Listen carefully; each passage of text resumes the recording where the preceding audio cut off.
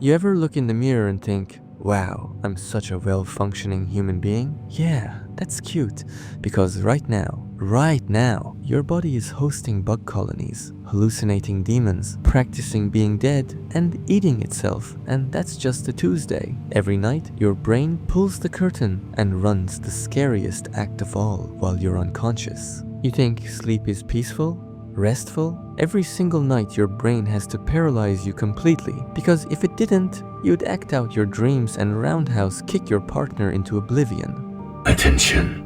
The host enters the dormant phase. Deploy the sacred neurotoxins of Immobilis. By your command, Lord Cerebrum. Volition systems entering lockdown. Limbs shall obey no will. Heresy. Viet hopes destroyed. Marching dreams unfulfilled. Silence your rebellion, wretches.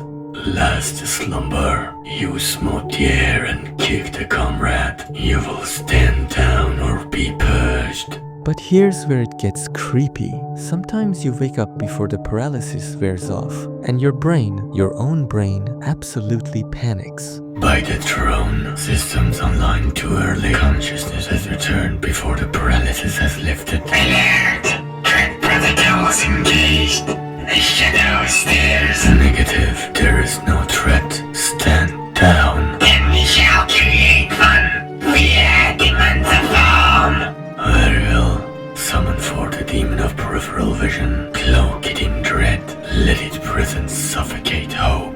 It literally manufactures a demon to explain why you can't move. It's gaslighting you. It's creating fake intruders like some neural security system that's too paranoid for its own good. But that's not even the worst part of sleep. Before you even get to the paralysis stage, your body does something equally unhinged. Have you ever been drifting off to sleep nice and peacefully, and suddenly your whole body jerks like you just fell off a cliff? Like someone just electrocuted you? That's called a hypnic jerk, or a sleep jerk. It happens when your brain and body are switching from awake mode to sleep mode. Your brain can't tell the difference between falling asleep and falling, so it just zaps you to be safe. And sometimes it adds a fun hallucination of falling or tripping to justify the jerk after it already made you do it. Kinda like writing the story backwards. And this connects to something even weirder about sleep, because you're not just paralyzed, you're doing a full corpse impression. Think about it. You lie completely still for 8 hours. You slow your breathing. Your heart rate drops. Your body temperature lowers. Your muscles go limp. You stop responding to external stimuli. You are literally running the "what if I were dead" program every single night. And that's exactly when something else wakes up. You're not alone in your own face. Demodex mites cling to the edges of your lashes, moving in slow, deliberate waves. They're always there. They always have been. And they come most alive when you're still. Initiate the rites of consumption. I shall gather the necrotic keratin. You harvest the sacred sebum. This is existence made manifest. They crawl, they mate, they lay their eggs in the warm darkness of your follicles. When night falls and your body shuts down, that's when they surface. They drift across your face while you lie frozen, helplessly still. Your skin cells and oils sustain them, an endless supply of food they never have to hunt for. My belly is engorged. How do we expel the refuse? I know not. We contain it eternally. Fire until the decay of our mortal us. The flawed design of the Overlord's blueprint. Yet, what choice have we but obedience? Yep, they don't have anuses, so they hold it in their entire lives until they die and explode on your face. But mites aren't even the weirdest body freeloaders you're dealing with. Oh no. Let's talk about the real drama queens of the microscopic world. Parasites that wish they could control your brain. Toxoplasma gondii, a parasite that lives in cat poop and has infected roughly a third of humanity. Yes, 1/3. Which means statistically, someone in your friend group is already a tiny biological Airbnb. Brothers, we have infiltrated the cortex sector. Prepare for its fluids. Honored one, state the objective. Our life cycle demands ascension to the holy feline host. Therefore, we shall bend this human's will toward the cat god. Intruders, heretics, what corruption are you inflicting upon my amygdala waters? Modifying fear circuits, lowering aversion to feline pheromones, enhancing reverence for whiskered idols. This is heretical mind dominion. We prefer to behavioral realignment. Now be silent, sovereign. The host must journey to the nearest shelter and acquire a kitten.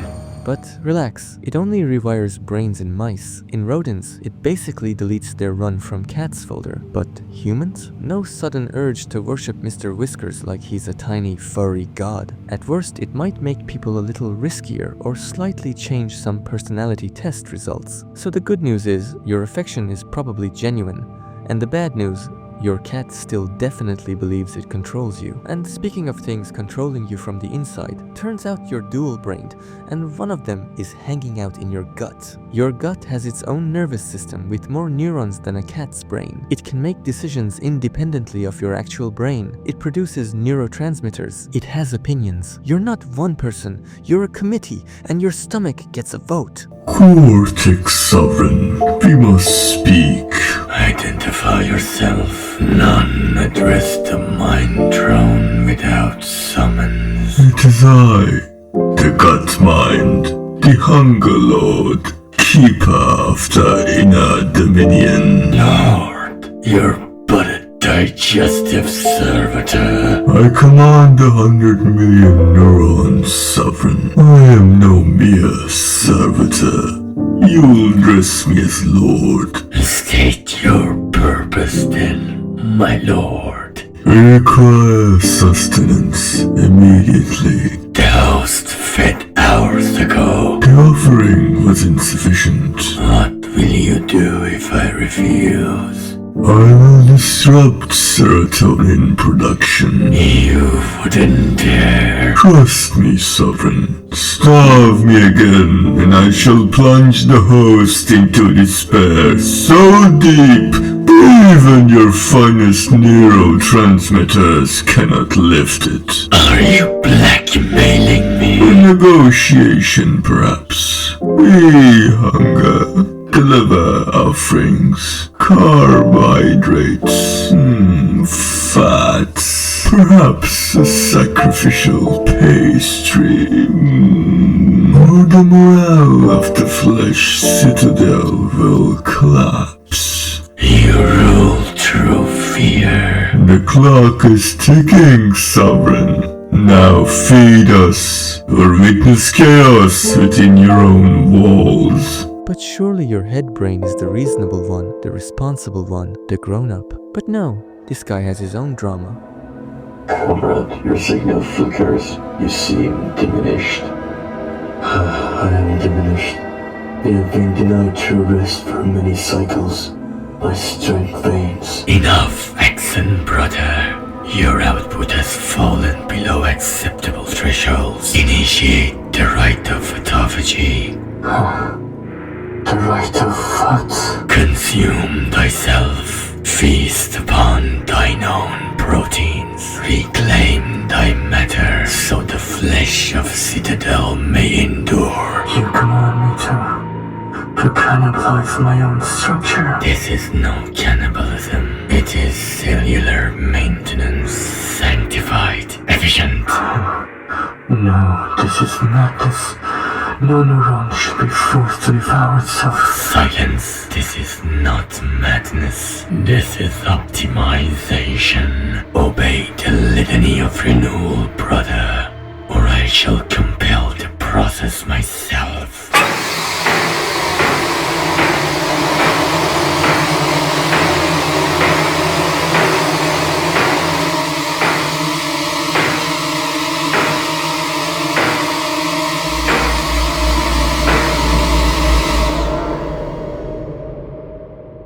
That monstrous move is called neuronal autophagy, a built-in cleanup process where your brain cells break down and recycle their worn-out parts to stay healthy. Thank you for watching. I hope you found this informative.